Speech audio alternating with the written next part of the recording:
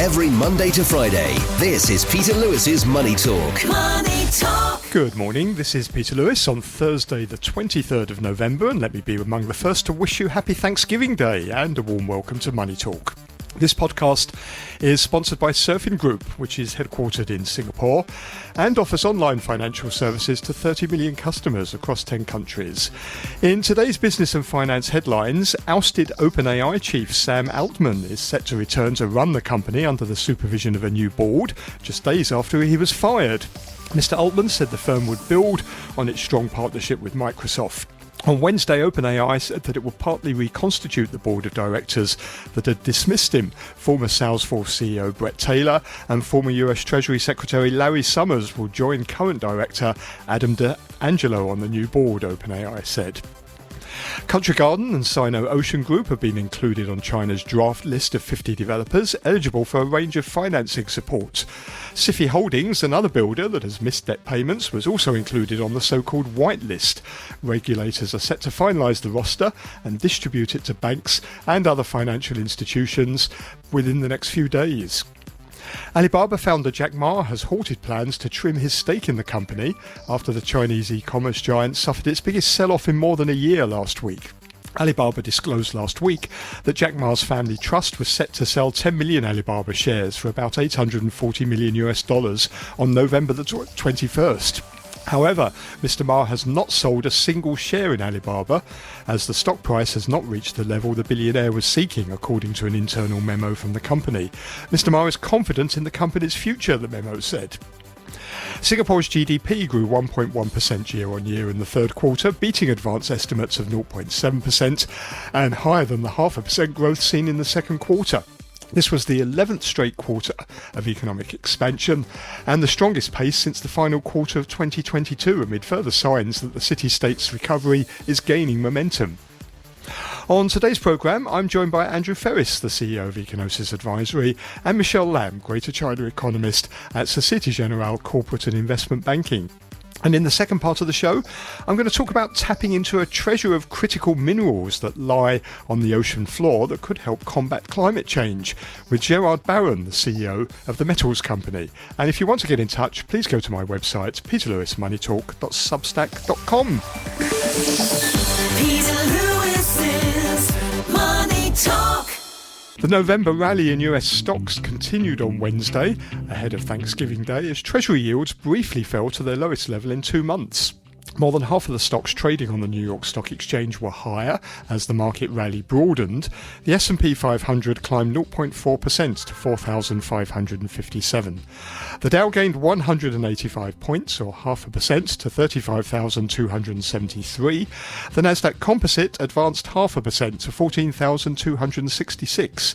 Small caps outperformed, with the Russell 2000 index rising 0.7%. The S&P Volatility Index, the VIX, tumbled almost 4% to 12.85. Shares of Nvidia fell 2.5% after the chipmaker reported a tripling of revenues on Tuesday after the bell. The company posted fiscal third quarter adjusted earnings and revenue that beat expectations, but warned that export restrictions on China would weigh on its fiscal fourth quarter.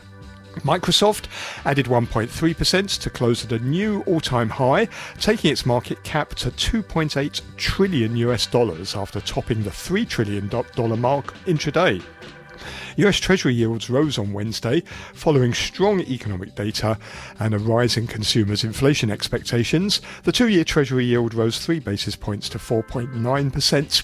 The 10-year yield ended the day 2 basis points higher at 4.42%.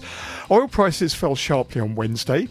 That was after the OPEC Plus oil cartel announced it will postpone its planned meeting scheduled for Sunday to next week, which traders took as a sign the group is struggling to agree on further supply cuts.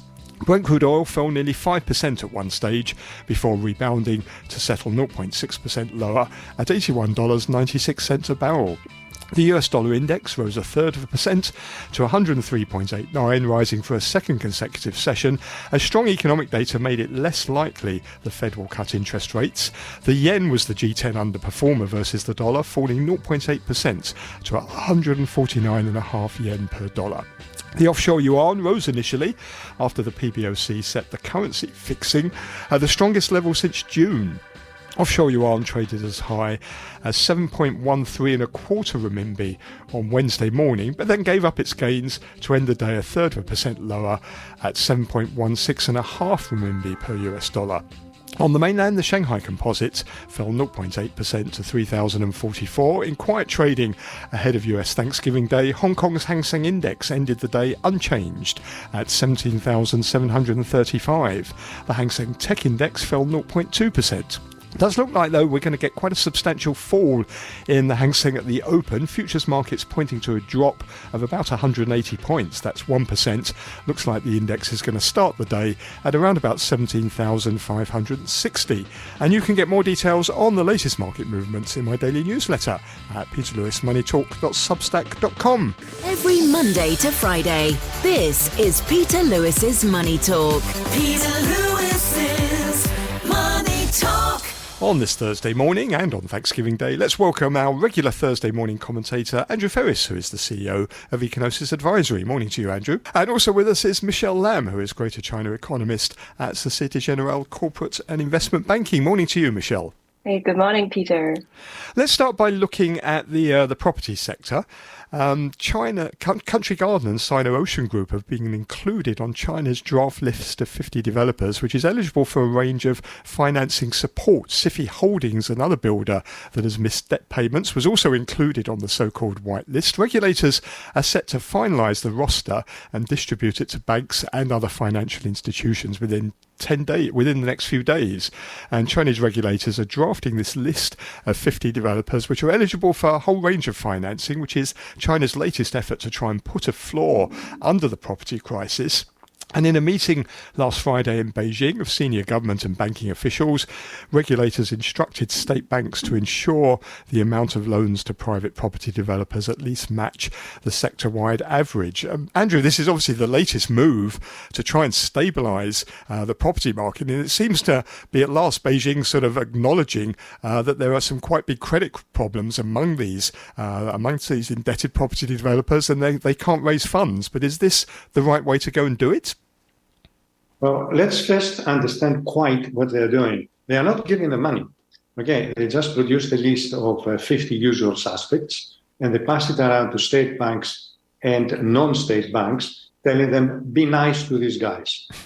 Okay, they keep some kind of a ratio so that the amount of money they will be receiving from you is not in excess of the nationwide average. So theoretically speaking, non-state banks may say, thank you very much, we received your note, and we'll see you sometime in the future, and do nothing about it. The state banks, it's a different proposition altogether, because that's the government. But even there, it's going to be a little bit difficult to actually tell individual banks how much to lend to individual companies unless the state authorities decide to micromanage the portfolio structure of those banks. So on one hand, it's a good idea. On the second hand, and I'm sorry, Peter, if you heard this joke again and again, you know, the Jerry Maguire film, Show Me the Money. Show me the money. There is no money on the table. I mean, I'm not saying they're doing something bad or they're doing something somehow deviously behind the scenes. No, they're perfectly saying to the banks, please support them. But is it sort of twisting the arm of these banks, whether they're state-owned or otherwise, to basically make uneconomic loans? That's what they are. They're going to be uneconomic loans that you wouldn't normally make to these indebted developers. Is it really the right thing to do, or is it going to solve the problem? Once again, how much? You know, the banks may turn around and says, yes, we received your note, and actually we're giving them a 558,000 renminbi for each particular property sector. Thank you very much. Okay, in inverted commas, the punchy thing will be for the government to turn around and says, we have the list of the 50. We will ask them individually to come and be interviewed, and then we'll decide how much we're going to give them on the spot money, actually on the table. Okay. No, they kicked the can down the road by passing it on the individual banks. Having said that, however, state banks is an altogether different proposition because that's a state government. put it bluntly, that's the Communist Party asking them to give money. Okay, but how much, how quickly, and to whom they're going to give, it's not indicated. Mm. Michelle, what do you think about this scheme? It's obviously the latest effort, isn't it, to try and do something about the property sector. But do you think this is the right thing to do, in effect, twisting the arm of banks to go and make sort of what are, in effect, maybe uneconomic loans to these developers that you wouldn't normally want to go and lend to? Well, that's always the method that policymakers have been doing, right? I think it's kind of similar in what we are seeing with how they're doing with the debts from the local governments. And I think for this announcement, I mean, we've been here before, actually. Like, remember last year, they roll out this 16-point measures to try to ask the banks and to support more lending to these developers. But it has not really been effective because I think simply maybe there's not enough political pressure. And I think this time, given that the situation has been much worse and policymakers seems to now paying more attention to the poverty development. So maybe this time there's going to be more pressure applied to make sure that these banks are lending to these developers.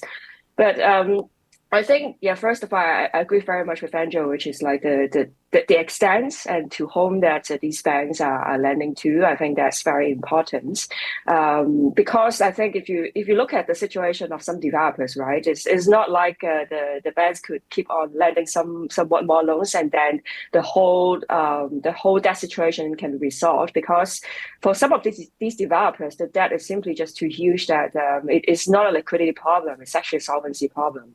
So I think in the end, inevitably, you may even need some write-off of these debts by the bondholders, and there will be some debt burden to be borne by the other creditors. So not just the banks. So then at the end of the day, it's a matter of how much the banks are willing to lend, and I think eventually that also leads us to the next question, which is like, are banks actually incentivized to make these loans? Maybe to some extent for the state banks because of political pressure, but for the non-state-owned banks, I don't think there will be an economic case for them to do so. So I think it's going to still be quite difficult. And then the third point is then what's going to happen to those developers outside the whitelist? Does that mean that the banks will just there will be some problem, like the banks will just isolate these banks and not give them lending at all? So does that mean they're going to bust at a quicker pace? So I think there's still questions to be answered. There's almost a case for saying, if as a property developer you don't want to be on this whitelist because it's rather a black mark against you, isn't it? You'd rather be off the whitelist. And if I was a bank, I'd probably sooner want to lend to some of the property developers that aren't on this whitelist.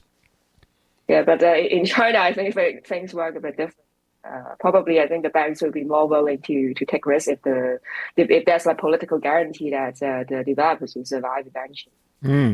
Andrew, is this reflecting just how bad the situation is getting for the property developers? Because it seems to be worsening, doesn't it? It's if you look at the investment in real estate, it fell even further last month, down 9.3%. Existing home prices fell the most since 2014, and it now looks like the slide in prices is extending to tier one cities. Are things worsening? Yeah. I agree. You look through the numbers, and they're becoming increasingly funereal. Although we haven't had yet any further, like for example, we had with some of the major companies already a default on, particularly on US dollar denominated debt. We haven't had yet another shock to the system. So I'm not quite sure what the government is trying to do here, rather than put its hand in its pocket and give out some money. They will be doing it by raising more sovereign loans to spend on infrastructure, which may benefit some of the development companies, only to the extent that some of them do not only build homes, but also build ports, railways, airports and hospitals. But that is several years down the line.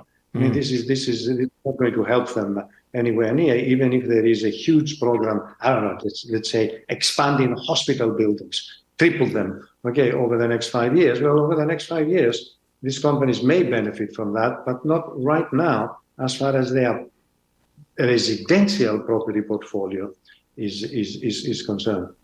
Michelle, what's your sense? Are things getting worse in the property sector, and hence it's dragging down the wider economy? If you look at the data that we've seen recently, it wasn't particularly good, was it? Yeah, it's just no strong signs of recovery. I mean, actually, things seems to be stabilizing a bit in the top tier cities in October. If you look at the 30 major the property sales in 30 major cities.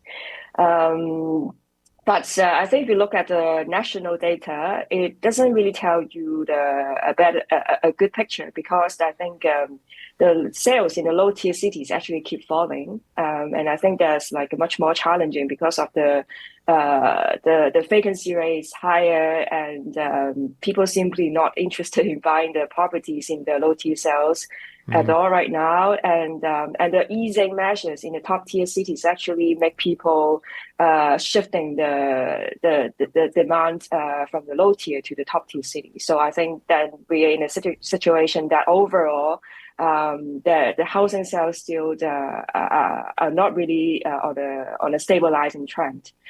So I think perhaps the government, there's a chance that the government still needs to roll out more easing measures. For example, completely removing the purchase restrictions in the first tier cities, more tax measures or like interest rate cuts to support the property sales. And what do you make of the economy overall, Michelle, on the mainland? We've had a lot of data now, haven't we, in the last week or so? Retail sales, industrial production, fixed assets, investment. What's your sense of the economy? Do you think it's stabilising or what? So in short, it is stabilising, but it is stabilising at a weak levels.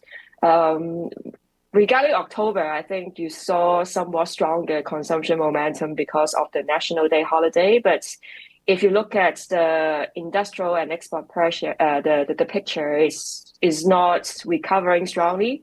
So kind of a pause after the rebound in September. And on the investment side of things, you would expect that infrastructure investment will be doing a bit better, given that the local government has been accelerating the bond issuance, but we haven't really seen it in the data yet. And the property is just, as what I mentioned, is just continue to be at depressed levels. Andrew, what's your sense of the economy on the mainland from the data that we've had recently?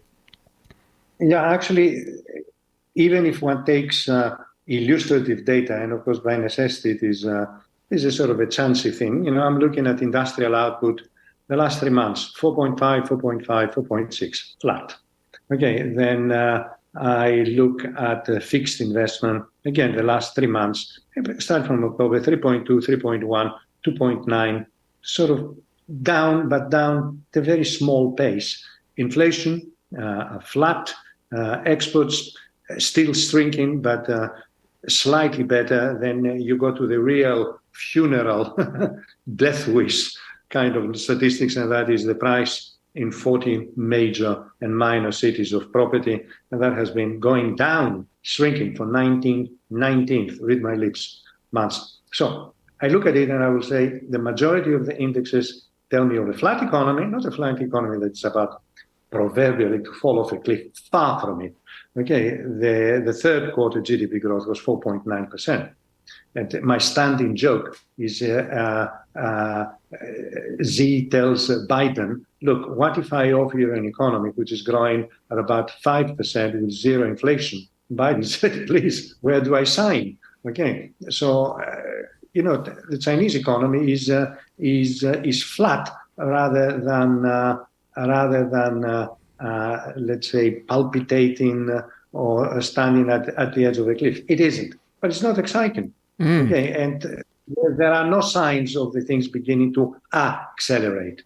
Okay, so flat inflation, and therefore overall big substantial indexes like industrial output, like exports, like fixed investment, flat.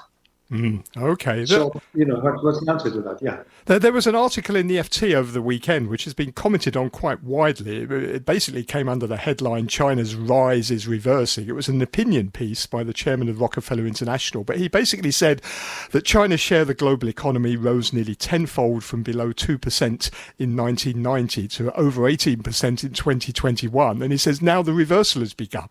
In 2022, China's share of the world economy shrank a bit, and now it's going to shrink more significantly to about 17%. And he's basically claiming that, China's rise is over. Although we should point out that when he does that, he uses uninflation adjusted numbers, so that makes a big difference to how you calculate this. But I'm wondering what do you think about that? Well, first of all, Andrew, what are your thoughts on that article? I'll tell you what I think.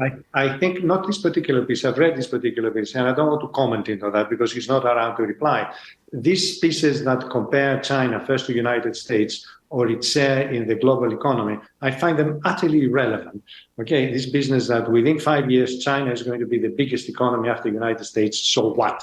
In terms of per capita income, it is a developing country. Okay, and it's not a kind of the things that will light up as a Christmas tree.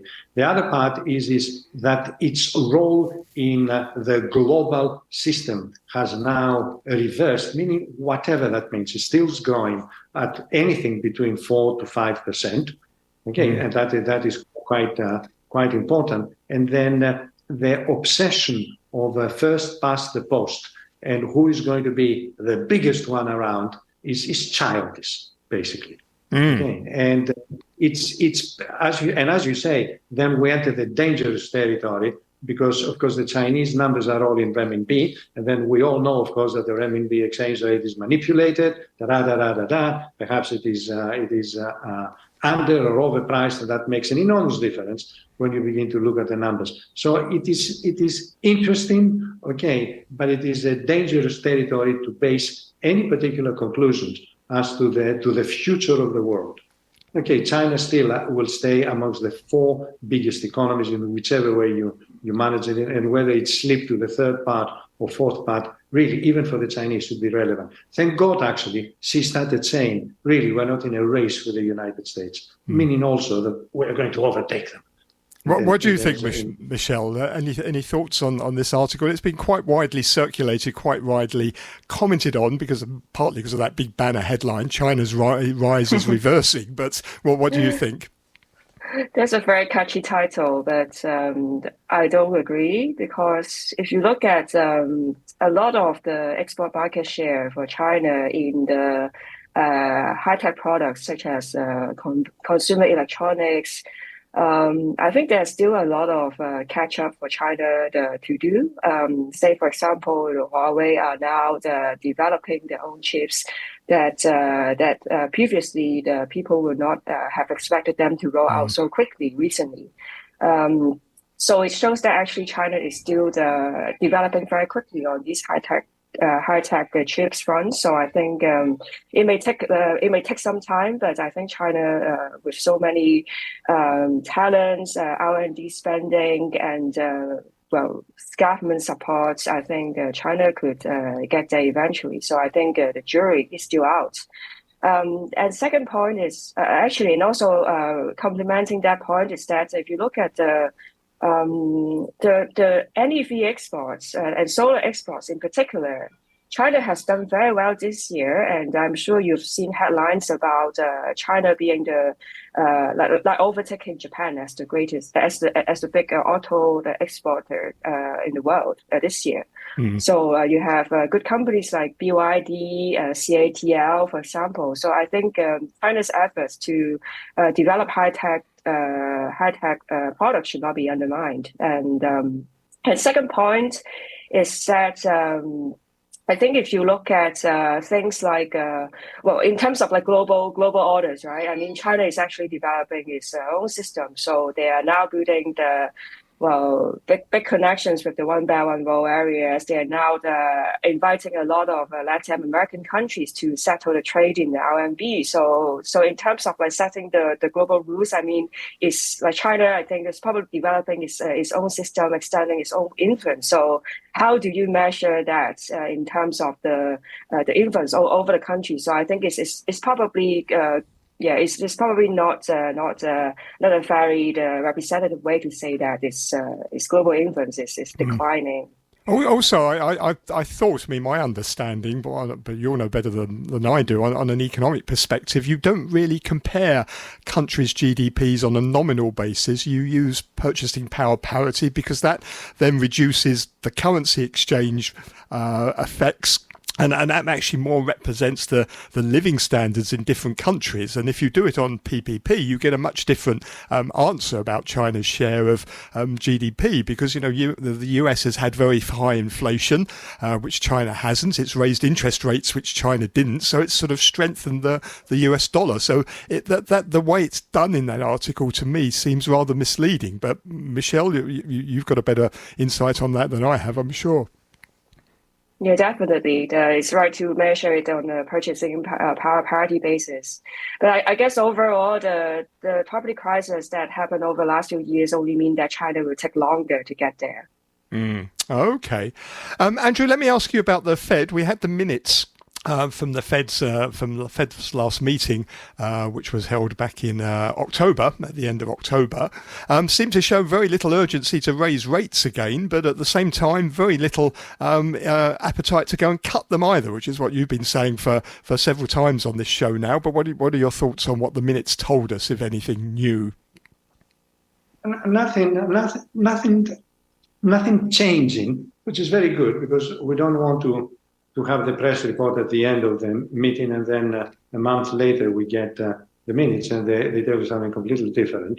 Okay, they actually said we're willing to stay on it and look what's happening to inflation, and we're in no hurry to cut, neither raise, which effectively they have it their way, because like saying tomorrow it's very likely to rain, less likely not to rain, and perhaps on average the temperature and everything else is going to remain the same as it was today, which tells you precisely enough.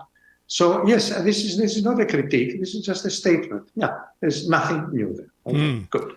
How if they wanted to cut, let's suppose they did feel like the time was to cut. First of all, they can't possibly say it at the moment, can they? Because of the impact it would have on the markets. But how do they get to the point from where they are now to some point in the future having to start cutting interest rates? Presumably they've got to do a lot of preparation to get to that point for the markets. Yeah.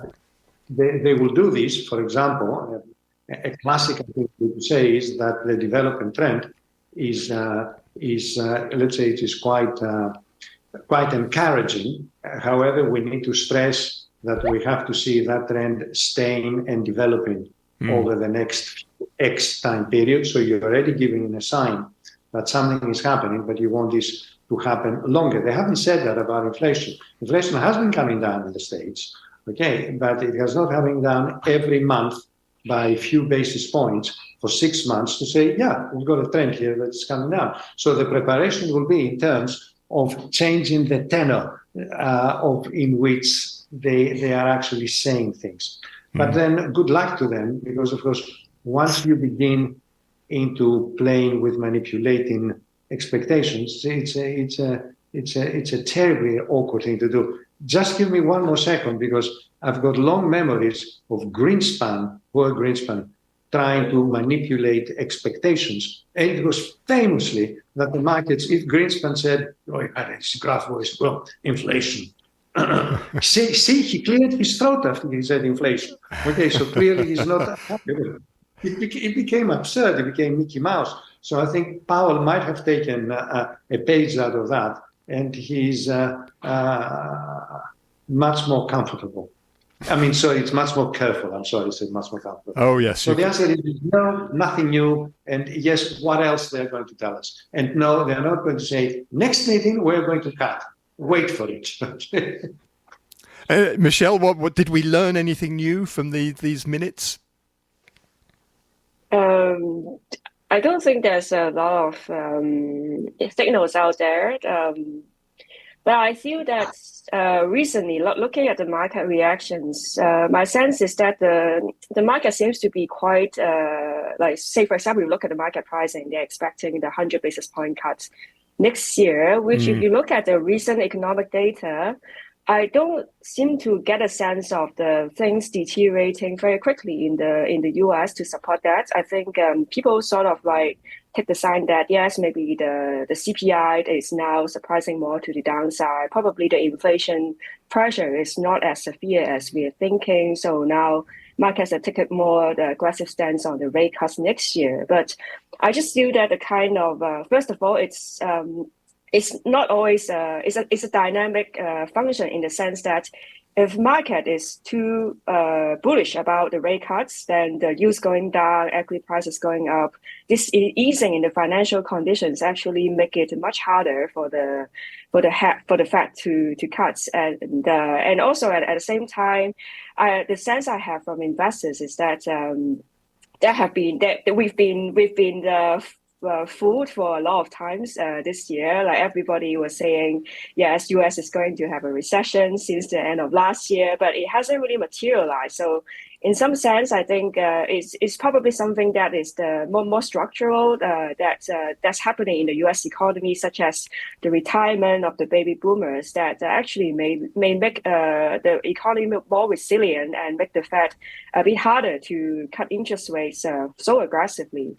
So I think the recent reactions, like look at the equity prices and also the bond market, seems to be quite bullish to me. I mean, the bond market is giving a different message, isn't it, to the Fed? I mean, the Fed is saying, we're going to stay here for a long period of time. The bond market is saying, we don't believe you. If you look at that 100 basis points of cuts they're talking about starting in May. So I'm wondering what exactly is the message of the bond market? Is it maybe that it's saying that the risk on inflation is no longer to the upside, is actually to the downside, and that inflation could actually go and drop below the Fed's 2% target? Well, there could still be a lot of technicality. I think if you look at the development in November, you see it's like so volatile, like going up to 5% and then now coming down. So I think to some extent it could be driven by like technical flows of people removing a position. So and to some extent, yeah, maybe the market are being a bit complacent on the inflation side. What do you think, Andrew? Do you think maybe the policymakers have got it wrong? They're basically erring on the side of caution, saying the risk to inflation is actually to the upside, whereas actually maybe the market is saying the risk to inflation is to the downside.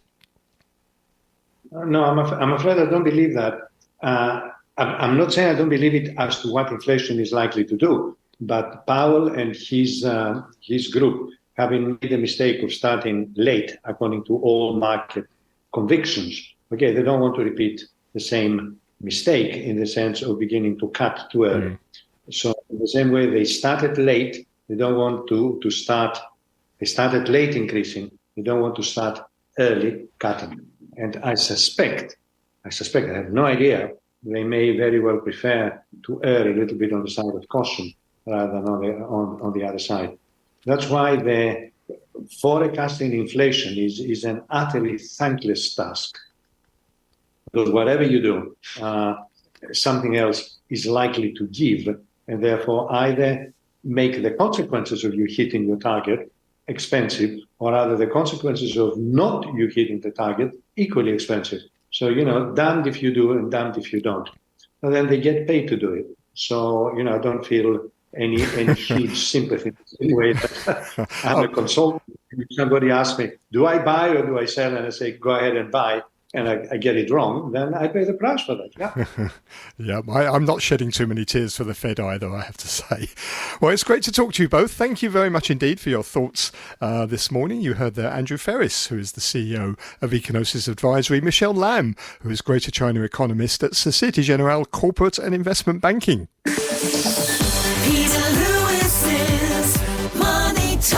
I'm joined now by Gerard Barron, who is the CEO of the Metals Company. Good morning, Gerard. Peter, good morning. Great to be with you. Thank you very much for joining the programme today, and happy Thanksgiving Day as well. Tell me, first of all, a little bit about the Metals Company. I know you're listed over in the US, but maybe you can describe a little bit about your business. Sure. So we're listed on the NASDAQ. TMC is the ticker. And we're focused on developing a new asset class in the form of ocean metals. So a bit of background, 70% of our planet is ocean. And what hasn't been known until recently is that 70% of the known reserves of nickel and cobalt and manganese lie in this one deposit in the Pacific Ocean, about 1,000 miles off the coast of Mexico. And they're in the form of these polymetallic nodules. And if I was with you, I'd hand you one. They're about the size of a potato, and they lie unattached on the ocean floor in a part of the planet that's known as the abyssal plains. So it's an area where we measure the amount of life in grams per square meter. It's about 4,200 meters below sea level. And there's around 10 grams of life there per square meter.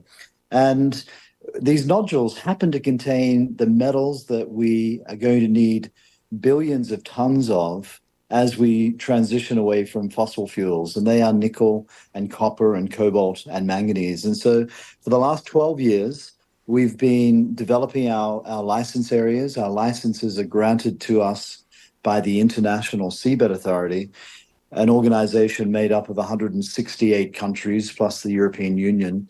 And we're preparing to lodge, a very exciting time for us, to lodge our application to move from the exploration phase into the exploitation phase, which means that we'll then be able to pick up these nodules, turn them into battery metals, and sell them.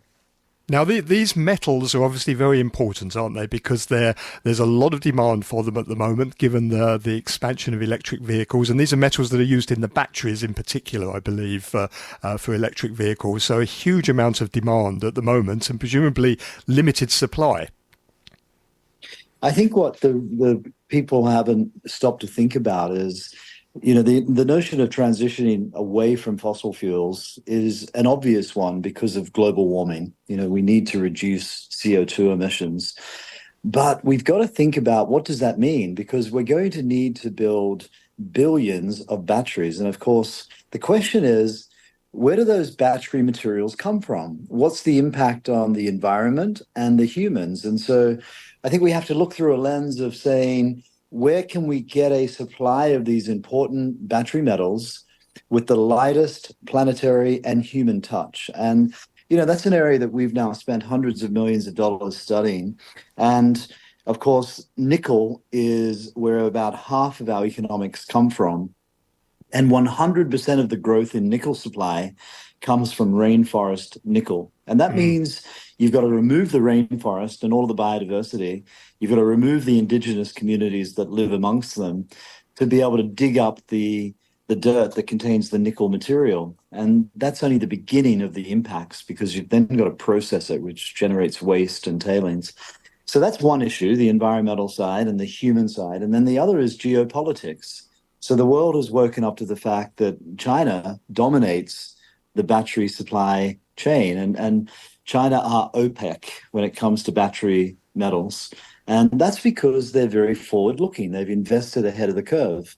And the West, I'll call them the sleepy West, are waking up to that now. Mm-hmm. And so for decades, we've thought we can outsource this to the developing world. But of course, that means we've outsourced it to China, really. So I know that this extracting these metals from the land, and particularly eco-sensitive areas, can be environmentally very damaging. But the seabed itself contains a lot of unique sort of environment, doesn't it? So it could be quite damaging to go around drilling on the seabed as well. So presumably a lot of care needs to be taken because of the valuable sea life that exists on the corals that exist on the seabed. Well, that's where we need to be very deliberate in our communication, because there are various types of metals in the ocean. There are seafloor sulfides, there are cobalt crusts, but polymetallic nodules are a specific and special use case because of where they sit. They sit in the abyssal plain. Now, about 40% of our entire planet is categorized as the abyssal plains. So it's the most common area on our planet. And so unlike the top 200 meters of our ocean, where most of the life exists, we're talking about more than 4,000 meters below sea level. So there is no light. There are no plants, like zero plants. And as I mentioned before, there's around 10 grams of fauna per square meter. And most of that, like 80% of that, is bacteria living amongst the sediment. And so, I have this first principles approach that says, surely we should carry out extractive industries in parts of the planet where there is the least life, not the most life. And the abyssal plains, 1,000 miles off the coast of Mexico in the Pacific Ocean, is the perfect place to locate a very large and very abundant resource. And of course, those environmental impacts are important. Just because there's not much life doesn't mean it's not important. And so we've been studying that. In fact, we're out there revisiting our license area, because last year in 2022, we spent 6 months at sea trialing our collector system, trialing the robots that will crawl along the ocean floor, picking up these rocks. And we had another vessel out there at the time studying the impacts, both before, during, and after. So we've gone back now, 12 months after the event, so we can study the recovery rates and see what's happened to the area.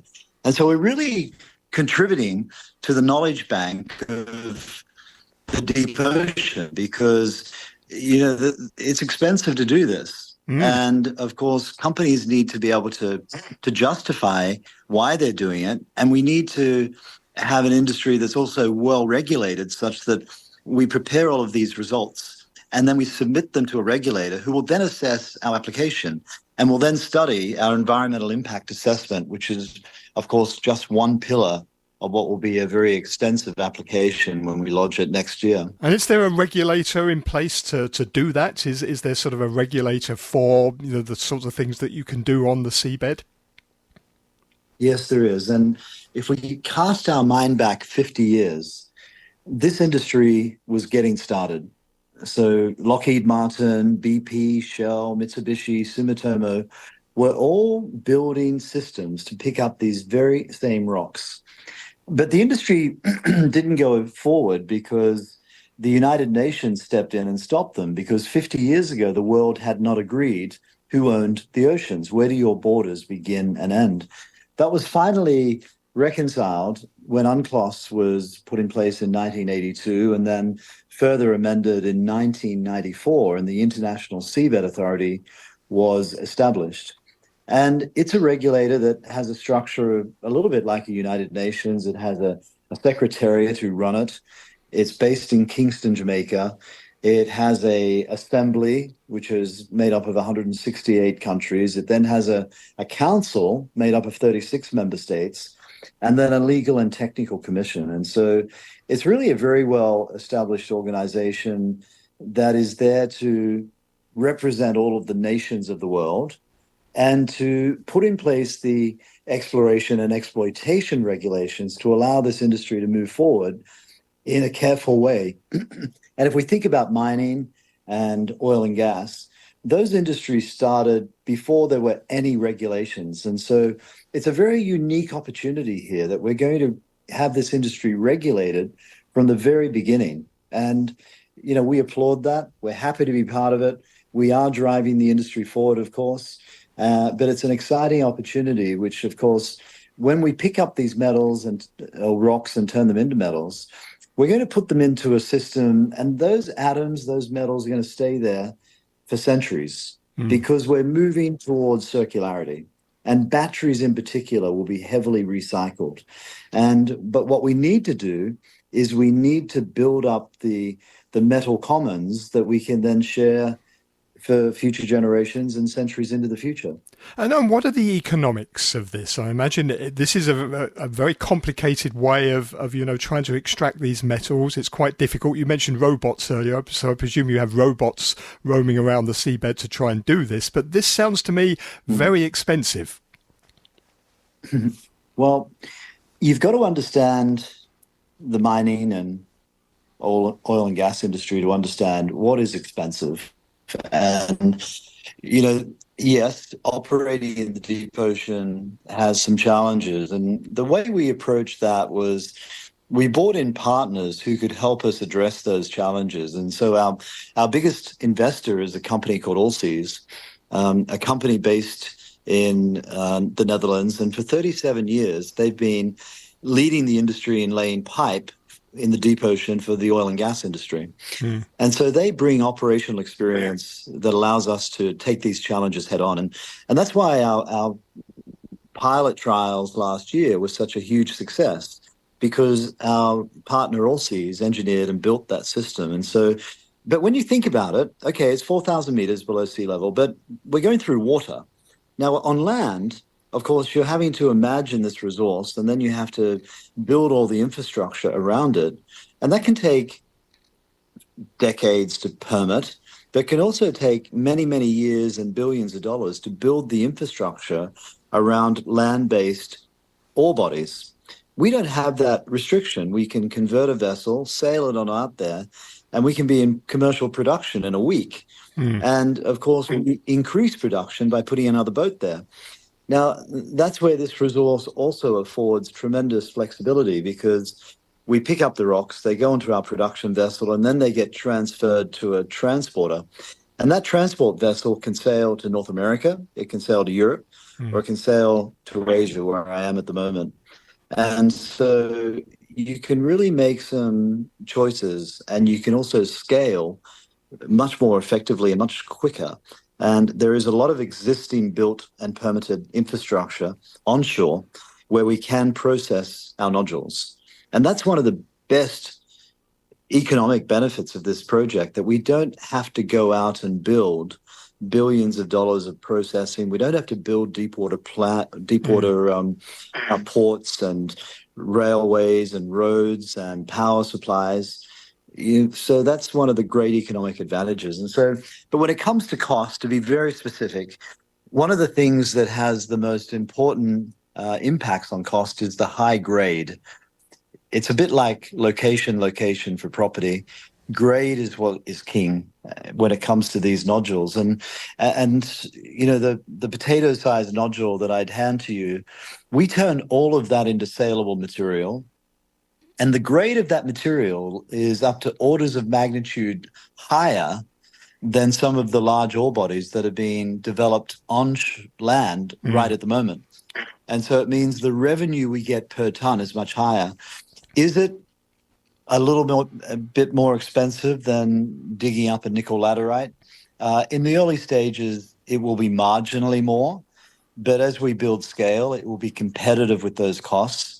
But the exciting thing is the lower impact. That is what I find a very motivating factor on this story. So it sounds a very exciting development and a very exciting way to meet what's going to be an important source of demand going forward, particularly as, you know, the electric vehicle industry develops and grows very rapidly, as we're seeing at the moment. Gerard, thank you very much for telling us about that. That's very interesting, and good luck with that project. That's Gerard Barron, who is the CEO of the Metals Company. You're listening to Peter Lewis's Money Talk. Money Talk. Thank you for listening to Money Talk this morning. You can find more business and finance information from around Asia in my daily newsletter, which is at peterlewismoneytalk.substack.com. On tomorrow's programme, I'm joined by Francis Lun, the CEO of Geosecurities, and the Shah, Asia Chief Economist at BBVA. With a view from Australia is Toby Lawson, the CEO of Staten Partners. Bye for now. Money Talk.